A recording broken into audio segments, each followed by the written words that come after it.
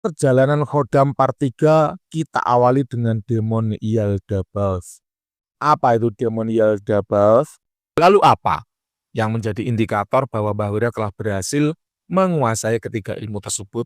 Yaitu ditandai dengan munculnya kodam-kodam perewangan dengan usia di atas 50.000 tahun.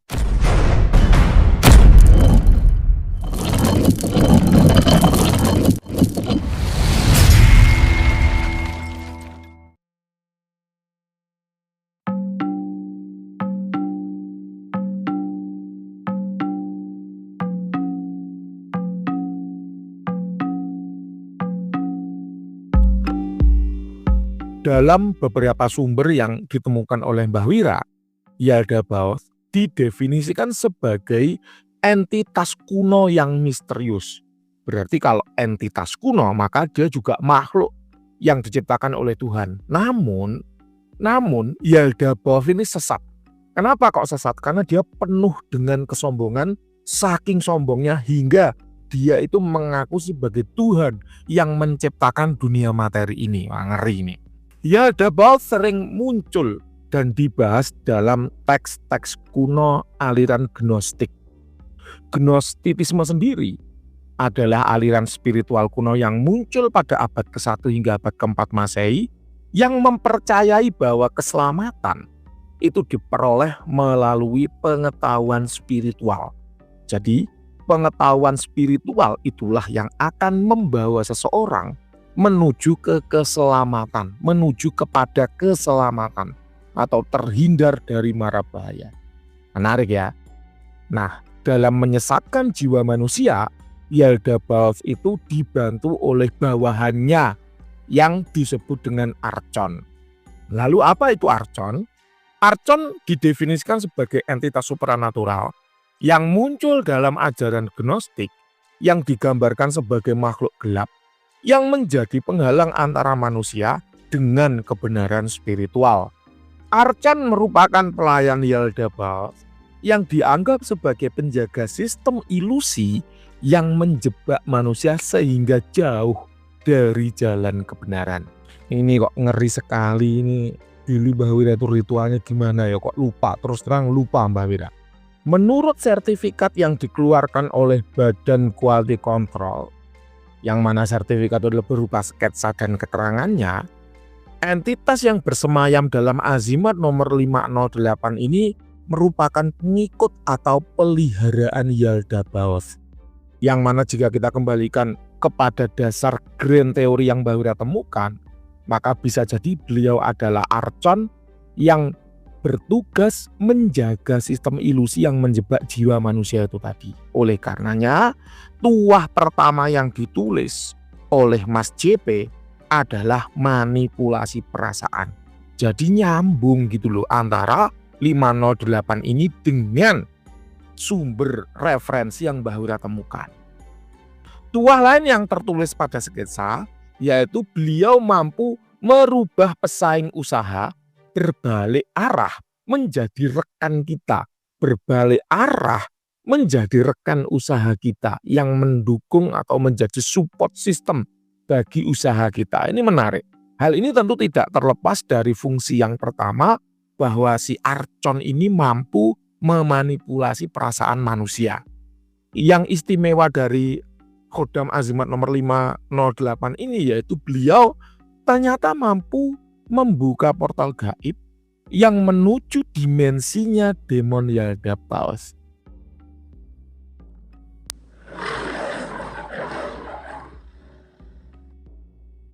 Hal semacam ini tidak banyak. Hal semacam ini bisa kita sebut dengan langka.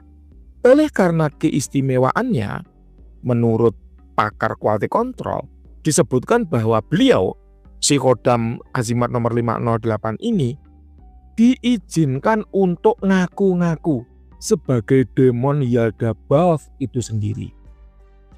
Ini ketika Bahwira mengumpulkan ya sumber-sumber dan data-data untuk mengulas demon Yaldabaoth ya, Azimat nomor 508 kok.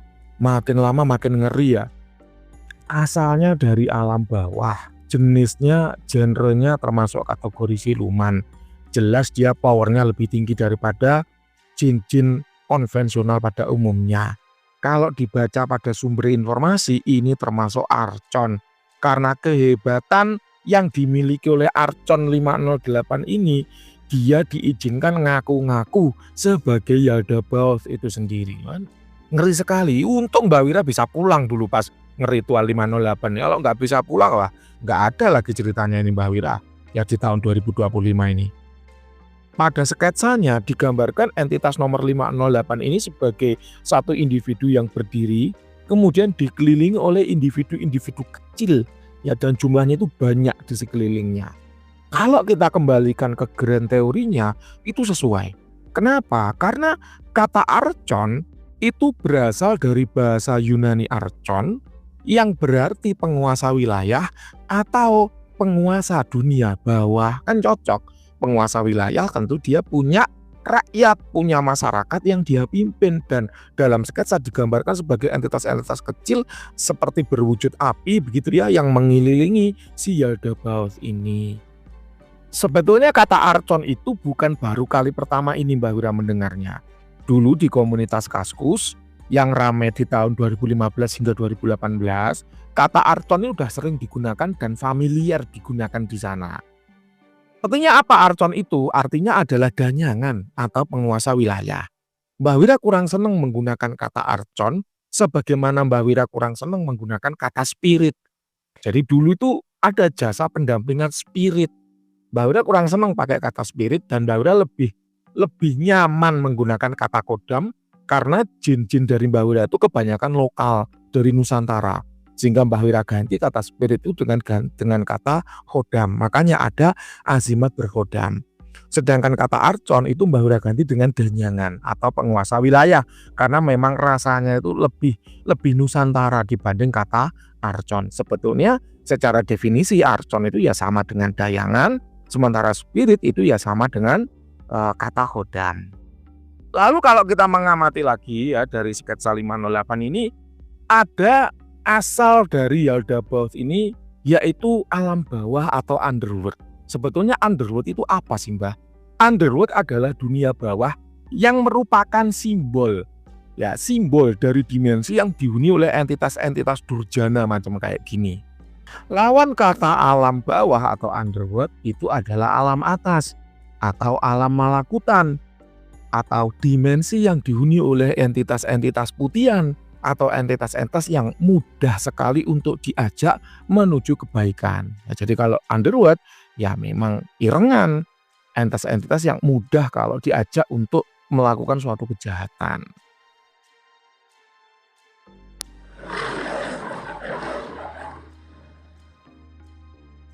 Namun ingat, apakah mau dibawa ke arah kebaikan atau keburukan, itu semua kembali pada masing-masing pemiliknya. Apakah kalau irengan itu berarti nggak bisa diajak berbuat baik? Ya bisa, bergantung siapa pemiliknya. Ibarat sebuah pistol, mau pistol itu dipakai untuk nembak presiden atau mau dipakai untuk nembak koruptor di sini nggak ditembak ya, mau dipakai nembak penjahat, nembak teroris, itu kan bergantung ada di tangan siapa. Ibaratnya seperti itu. Jadi jin irengan atau dark entitas mau dibawa ke arah keburukan atau kebaikan itu betul-betul kembali ya kepada siapa yang mengoperasikan atau siapa yang menggunakan. Sama halnya dengan jin malakutan, seolah-olah seperti baik, misalnya obat antibiotik. Seolah-olah antibiotik itu baik menyelamatkan nyawa manusia. Loh, tunggu dulu. Apakah antibiotik itu mau dibuat overdosis sehingga membunuh seseorang atau mau dipakai untuk mencegah infeksi sehingga mengobati seseorang? Kan bergantung di tangan siapa itu berada, di tangan dokter siapa itu berada. Sama halnya dengan kayak gitu. Jadi betul-betul semuanya itu kembali ke masing-masing orang yang memiliki atau yang didampingi oleh kodam tersebut. Jelas ya? Selanjutnya ada kodam-kodam dengan usia 50.000 tahun. Kodam dengan usia 50.000 tahun ini adalah batas dari pasukan elit. Jadi ketika usianya mencapai 50.000 tahun, maka akan Mbah Wira pisahkan menjadi kelompok elit. Karena memang kodam-kodam ini adalah kodam tertua yang bisa Mbah Wira peroleh di kala itu. nomor 257, nomor 237 ya. Asalnya pun menarik. Yang 257 itu asalnya dari dunia api. Ya, dari dunia api. Dan entah mengapa rata-rata kodam-kodam dengan usia 50.000 tahun ke atas yang Mbah Wira tundukkan itu memiliki wujud yaitu siluman gagak. Nanti akan ada beberapa entitas lain, nanti sama admin ditampilkan di layar kaca Anda bahwa kodam-kodam dengan usia 50.000 tahun ke atas itu rata-rata adalah gagak. Kok bisa gitu Mbah? Wallahu alam. Apakah artinya ia membawa pesan kematian? Apakah memang karena dia berhasil disumon karena mengalirkan darah? Ada tumbal nyawa? Wallahu alam. Mbah Wira belum berhasil menelitinya hingga saat ini. Jadi semacam apa hubungan antara usia 50.000 tahun ke atas dengan gagak? Nah itu Mbah Wira belum berhasil menemukan kesimpulannya. Lalu seperti apa sih Mbah penampakan underworld atau dunia bawah, kemudian penampakan dunia api? Kalau menurut pengalaman Mbah Wira, ini menurut pandangan Mbah Wira sepihak ya, nanti kalau teman-teman punya pengalaman yang sama silahkan ketik di kolom komentar. Kalaupun punya pengalaman yang berbeda ya nggak apa-apa diketik aja di kolom komentar untuk saling sharing. Dunia gaib secara template atau yang normal itu seperti dunia manusia ketika senja atau memasuki masa maghrib. Jadi remang-remang, tidak terang seperti siang hari, juga tidak gelap seperti malam hari. Remang-remang, seperti senja kala atau seperti pada saat memasuki waktu maghrib. Kemudian untuk suhu udaranya itu tidak dingin. Tidak dingin seperti kalau kita ada di atas gunung. Tahu ya, kalau kita di atas gunung kan dingin menggigil. Juga tidak dingin seperti malam hari. Kalau malam hari itu apa? Angin sepoi-sepoi semilir dingin gitu juga enggak.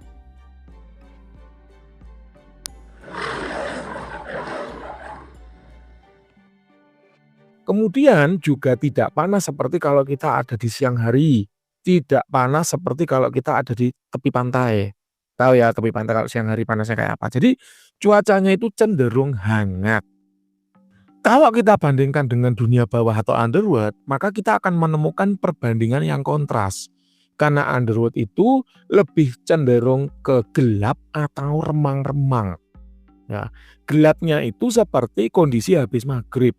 Jadi cahaya itu masih ada tapi sedikit sekali. Jadi cenderung ke gelap jika dibandingkan dengan remang-remang atau kondisi senja itu tadi. Kemudian kalau untuk hawanya itu lebih ke pengap dibandingkan ke hangat.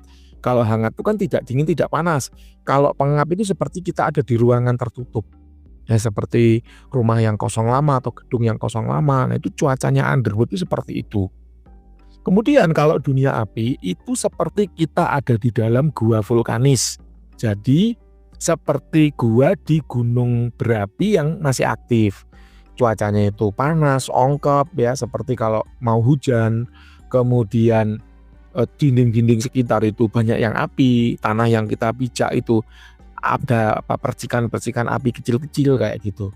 Ini menurut Mbah Wira loh ya. Kalau misalnya Anda menemukan pengalaman yang berbeda ya nggak apa-apa, kita sharing aja sama-sama. Azimat nomor 257 ini lama mendampingi Mbah Wira. Jadi sejak Mbah Wira kuliah S2, kemudian lulus kuliah itu Mbah Wira punya bisnis snack. Kemudian setelah itu ada bisnis susu Cimory. Ya seingat Mbah Wira timelinenya di sekitar itu. Ya alhamdulillah hasilnya bisa dirasakan. Jadi memang Mbah Wira sendiri juga pengguna azimat berkodam. Mbah Wira sendiri juga didampingi oleh banyak kodam rewangan untuk mengawal bisnis-bisnis yang Mbah Wira lakukan. Selain 257 ada azimat lain yaitu nomor 237 yang juga memiliki usia 50.000 tahun. Ini kodam-kodam langka pegangan pribadi semua di kala itu ya. Asalnya dari Gunung Cermai dan sosoknya unik. Matanya satu kayak matanya Dajjal ya, kayak matanya Sauron ya. Kemudian bagian atas tubuhnya itu seperti kelelawar, namun bagian bawah tubuhnya itu seperti gurita. Jadi kakinya itu berupa tentakel seperti kaki gurita. Kedua kodam yang berusia 50.000 tahun ini karena memang pada saat itu Mbah Wira hanya pegang ilmu yaitu coroko level guru. Jadi belum setinggi sekarang dan belum sebagus sekarang. maka muncul dampak negatif pada kodam yang ditundukkan. Yaitu apa? Jika pemiliknya tidak kuat, ya, jadi ada syaratnya nih. Dampak negatif ini muncul jika dan hanya jika pemiliknya tidak kuat. Kalau kuat nggak ada masalah. Kalau tidak kuat, maka akan sering mimpi astral, ya, maupun akan sering mengalami halusinasi. Namun itu hanya muncul jika tidak kuat. Jika kuat tidak ada masalah. Jadi dampak negatif itu memang bisa diminimalkan, bisa dinetralisir. Salah duanya yaitu dengan mengupgrade kapasitas diri melalui tirakat. Yang kedua yaitu mengupgrade keilmuan yang kita miliki. Contohnya dikala itu Mbak Wira hanya menguasai Coroko level guru, sekarang menguasai Coroko level maha guru. Jadi ada di atasnya lagi. Nah, itulah yang membuat kodam-kodam sekarang usianya juga jauh lebih tua dengan dampak yang lebih aman bagi pemiliknya. Singkat cerita, Mbak Wira banyak melakukan eksplorasi mandiri. Banyak hal telah Mbak Wira coba hingga pada akhirnya Mbak Wira punya kesempatan untuk mempelajari Coroko Maha Guru.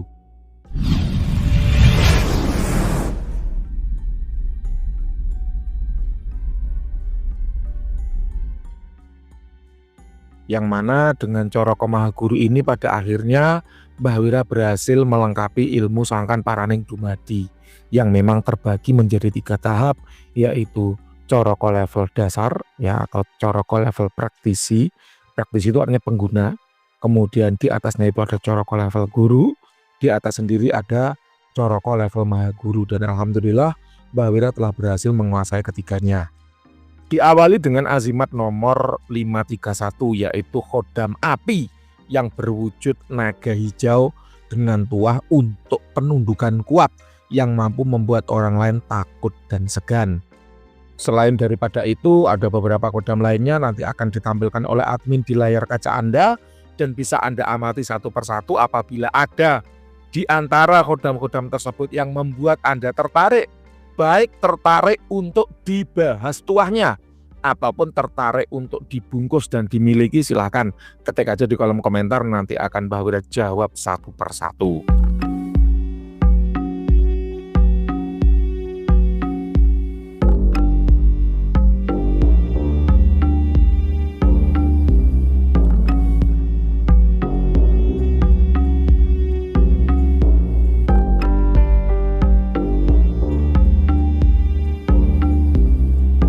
Dengan Aji Coroko Sungsang level Maha Guru, Mbah Wira berhasil mendatangkan salah satu kodam dari alam bawah atau underworld dengan usia 100.000 tahun. Ini azimatnya nomor 644. Dan uniknya, ya ini seringkali sudah Mbah Wira bahas ya, bahwa kodam itu semakin tua, dia vibrasinya akan semakin halus. Sehingga muncullah catatan khusus dari quality control atau dari pakar sketsa, yaitu jika diterawang oleh praktisi yang kurang mahir, maka hanya terlihat seperti portal biasa tanpa kodam. Mbah Wira ulangi, jika diterawang oleh praktisi yang kurang mahir, maka hanya akan terlihat seperti portal biasa tanpa kodam. Cocok ya? Mbah Wira jadi ingat bagaimana keempat azimat Mbah Wira yang sudah lolos quality control itu dibilang kosong, tidak berkodam oleh praktisi lain, sebagaimana video berikut ini. Mbah, saya minta foto fisik azimatnya dong, karena azimatnya masih di bawah Mbah Wira. Mbah Wira kirimkan ya. Silakan Pak, boleh diterawang atau dicek dulu ya. Di email juga ada, tapi dia minta yang terbaru. Mohon maaf Mbah, hasilnya kurang memuaskan. Nah, ini tanggal 25 ya. Mohon maaf Mbah, hasilnya kurang memuaskan. Langsung Mbah Wira tanya, kurangnya bagaimana Pak? Dijawab, ini tadi kan masnya kirim 100.000, saya terawang saja, jadi saya ambil 50.000. Ini murah nih, terawangannya murah nih ya. Jadi azimat ini ya bukan dan tidak ada kodamnya, alias tidak ada sosoknya. Ini isinya energi saja ya Mas. Mungkin energi dari hasil tirakat si praktisinya. Energi ini memang dimaksudkan untuk kerezekian dan sebagainya ya. Saya rasa sebelum Anda memahar ini aura Anda sudah aman kok, sudah bagus. Ini kalimatnya yang bawah ya. Jadi tidak perlu buka aura menurut saya. power energi ini kecil dan lain sebagainya. Saya nggak tahu ini kecilnya power karena memang kemampuan praktisinya atau memang mantra yang tirakat dan yang dia gunakan ya hasilnya hanya sebesar dan sebagainya.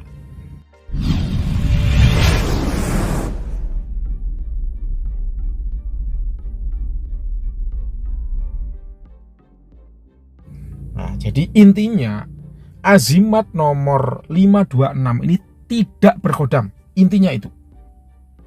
Mbak Wira selalu sampaikan bahwa ketika azimat yang Anda miliki itu tidak berkodam dan dibuktikan oleh praktisi yang valid, ya. Nah, ini. Nah, ini. Maka Anda boleh klaim garansi. Nah, ini. Oke, Mbak Wira bacakan kalimatnya ya. Dan kalaupun secara sistematis kodamnya akan ada ketika sudah lunas, ya kayaknya kok agak gimana gitu ya. Jadi pengaruhnya apa buat si pemahar? Kalau saya kan meski nyicil ya tetap saya kasih kodamnya. Kecuali tidak bayar di batas waktu yang ditentukan, barulah kodamnya saya tarik kembali. Seperti kita cicil motor atau mobil kan juga gitu. Setelah diberi DP, barang sudah bisa dibawa pulang dan bisa kita pakai. Selama belum lunas lah istilahnya kita masih sewa. Untuk azimatnya kosong Mbah, katanya tidak ada kodamnya. Hanya berupa energi. Jadi yang nerawang ini adalah juga praktisi, juga menjual azimat berkodam, dan juga memberikan tempo atau cicil. Ya. Oke, langsung saja.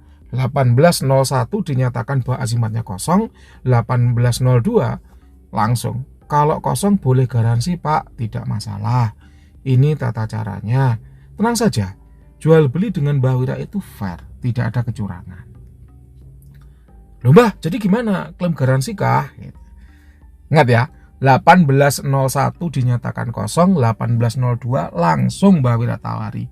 Gimana? Apakah mau klaim garansi? Kalau mau boleh Pak. Hanya 1 detik berselang.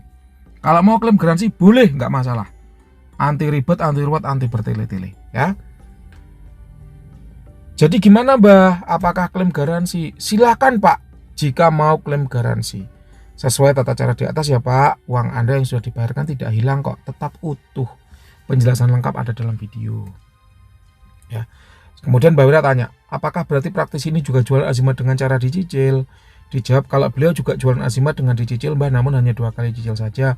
Misal harga azimatnya 10 juta, maka bisa dicicil 2 kali 5 juta, 5 juta. Kita lanjut. Oh siap, wah asik juga ya, nama praktisnya siapa dan sebagainya ya. Terus kemudian intinya beliau minta ini Mbah, kalau klaim garansinya azimat 473 gimana? Kebetulan harganya sama ya.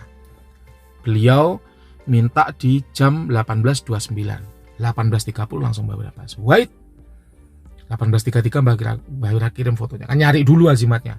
Dicari dulu kan, banyak di kotaan di tempat penyimpanan azimat. Ini foto terbaru dari 473, silakan Anda terawang dulu Pak sebelum dibeli. Ini foto 1 menit yang lalu. Fair ya Mbak Wira, fair. Kemudian beliau minta juga nomor ini 454. Mbak kira-kira antara 473 dan 454 bagus mana untuk kerezekian? Ya Mbak Wira jawab, ya Anda terawangkan dulu saja Pak ke praktisi kepercayaan Anda, nanti biar dia yang menilai mana yang lebih bagus ya. Adil buat Anda, adil juga buat saya.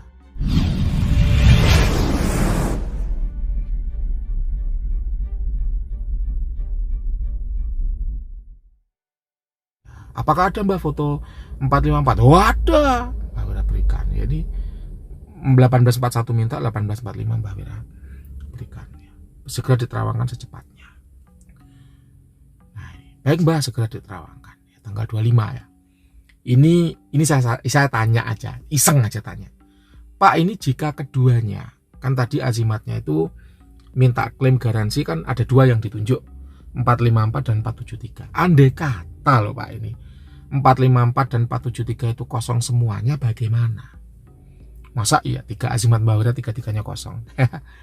Anda perlu berpikir ulang loh Pak, perlu merenung kenapa kok bisa 3 azimat buatan Mbak Wira semuanya kosong, tidak ada kodamnya. Padahal semuanya sudah di quality control dan ketiganya ada kodamnya semua. Ya. Lalu dijawab oleh klien, paham kan arah pembicaraan saya kemana? Dijawab, paham Mbah, karena praktisnya kurang sakti kah atau bagaimana?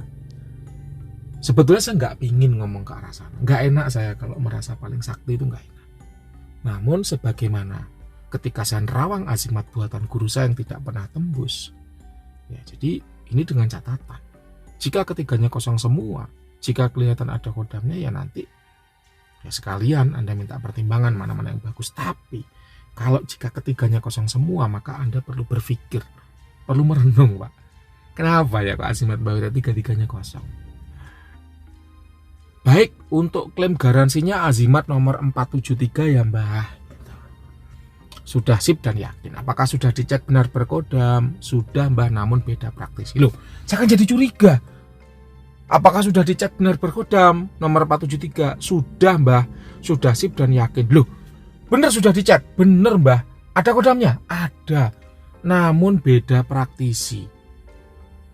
Loh, kok beda praktisi kenapa? Kenapa kok nggak pakai praktisi yang pertama tadi? Kalau menurut praktisi yang tadi, apakah nomor 473 dan 454 juga kosong? Juga tidak berkodam? Dijawab, iya Mbah, kosong semua. Tidak berkodam, hanya energi saja. Loh, Mbak Wira kan kaget dong. Jangan-jangan salah ketik. Mbak Wira pastikan lagi. Ketiganya benar kosong tidak berkodam. Sebagaimana pesan atau pertanyaan saya di awal tadi. Iya Mbah. Jadi ini gimana Mbah? Pesannya apakah saya disuruh merenung atau bagaimana? Saya senyum aja. Bener ya, ketiganya dibilang kosong. Sampai saya tanyakan lagi, bener ya ketiganya dibilang kosong? Enggak Mbah, jadi gimana? Ya tidak gimana-gimana Pak. Ya saya tetap menghargai. Silakan kalau mau klaim garansi sangat boleh. Mbak Wira pantang mempersulit pembeli ya. Loh, bagaimana coba? Mbak Wira nggak usah ngomong lah. Anda bisa menyimpulkan sendiri.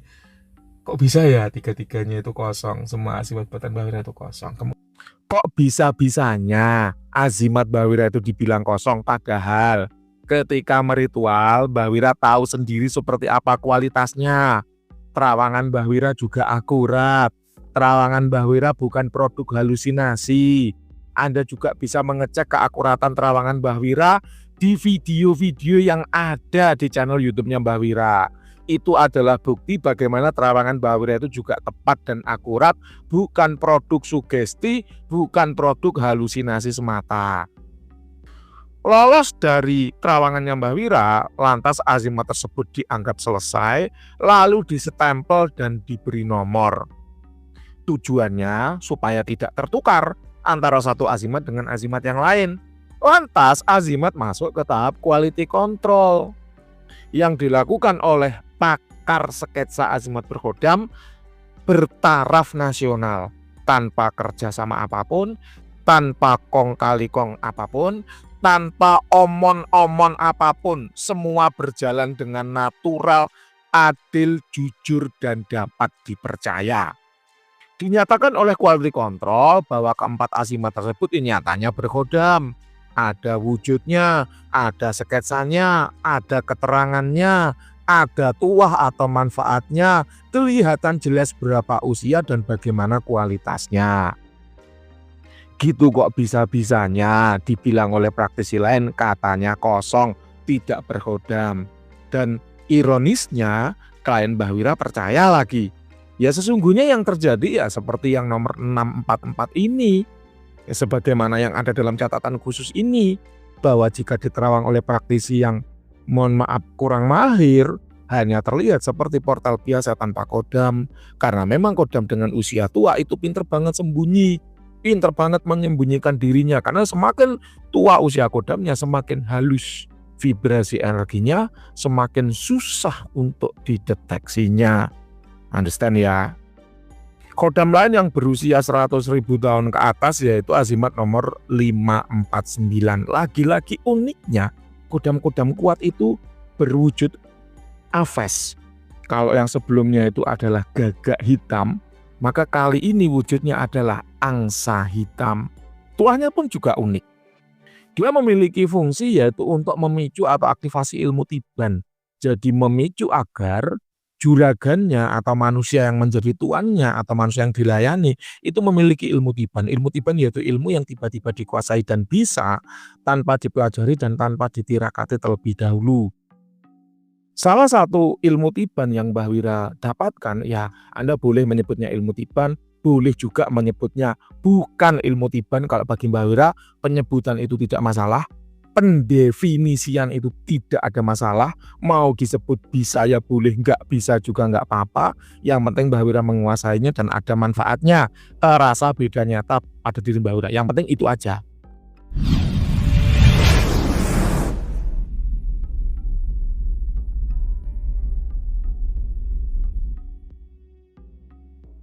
Yaitu adalah ilmu menumbalkan orang. Ilmu menumbalkan orang itu dulunya tidak diajarkan oleh guru Mbah Wira. Jadi memang betul-betul hasil eksplorasi mandiri yang tiba-tiba bisa gitu aja. Kemudian setelah Mbah Wira cross check ya ke gurunya Mbah Wira, ternyata itu adalah ilmu menumbalkan orang. Dan ilmu menumbalkan orang ini masih Mbah Wira pakai hingga sekarang, dan manfaatnya adalah sebagai berikut, yaitu kemunculan kodam-kodam dengan usia 100.000 tahun ke atas sebagaimana dua sketsa berikut ini. Kemarin telah Mbah Wira bahas juga di dalam komunitas bahwa summoning entitas dengan usia 100.000 tahun ke atas itu hampir mustahil jika dilakukan tanpa pertumpahan darah. Maka dari itu mustahil Anda minta jin muslim atau jin Islam karena summoningnya aja pakai tumbal nyawa. Jika hanya klaim sepihak dari Mbah Wira yang ngaku-ngaku, enteng Pak. Sambil ngelindur juga mudah aja ngomong bahwa ini loh azimat Mbah Wira isinya Dewa Zeus dengan usia 100 juta tahun cahaya. Gampang dan enteng Pak kalau cuman klaim sepihak. Namun yang betul-betul diakui dan betul-betul divalidasi oleh praktisi lain yang independen, yang tidak ada kepentingan atas diri kita, yang memang mengabdikan dirinya hanya menyampaikan kebenaran tanpa intervensi apapun, itu baru langka. Apakah hanya Mbah Wira seorang yang mampu ritual menghadirkan jin dengan usia 100.000 tahun ke atas? Jawabannya jelas tidak. Jika boleh jujur, ada banyak praktisi yang memiliki ilmu kesaktian jauh di atas Mbah Wira. Termasuk salah satunya adalah praktisi berikut ini. Beliau menceritakan bahwa untuk summoning kodam dengan usia 100.000 tahun ke atas itu ubo-rampenya banyak. Antara lain ada burung gagak, elang, rusa, ular yang ukurannya lumayan besar, kambing gunung, dan beberapa ubo-rampe lainnya. Ada hitungannya khusus, mungkin kalau dalam ilmu al-hikmah semacam ilmu falakiyah yang menghitung berapa jumlah tumbal yang dibutuhkan serta disesuaikan dengan waktu pelaksanaan ritual summoning kodam-kodam di atas usia 100.000 tahun. Kemudian selama ritual summoning menghadirkan kodam dengan usia 100.000 tahun ke atas itu tadi dilakukan di hutan yang jauh dari hingar-bingar keramaian manusia. Dan hasilnya bisa kita lihat pada screenshot berikut ini juga bukan hasil klaim sepihak semata, tapi betul-betul beliau sketsakan sebagai quality control untuk mengetahui kualitas hasil ritual yang beliau lakukan ya di hutan itu tadi. Seperti apa kita lihat, usianya 121.500 tahun dengan tuas sihir tingkat tinggi, manipulasi perasaan lawan, pengasihan tingkat tinggi, penundukan dengan sentuhan tangan dan seterusnya. Ini termasuk kategori demon naga merah. Jadi merupakan danyangan utama di hutan tersebut. Ini menarik.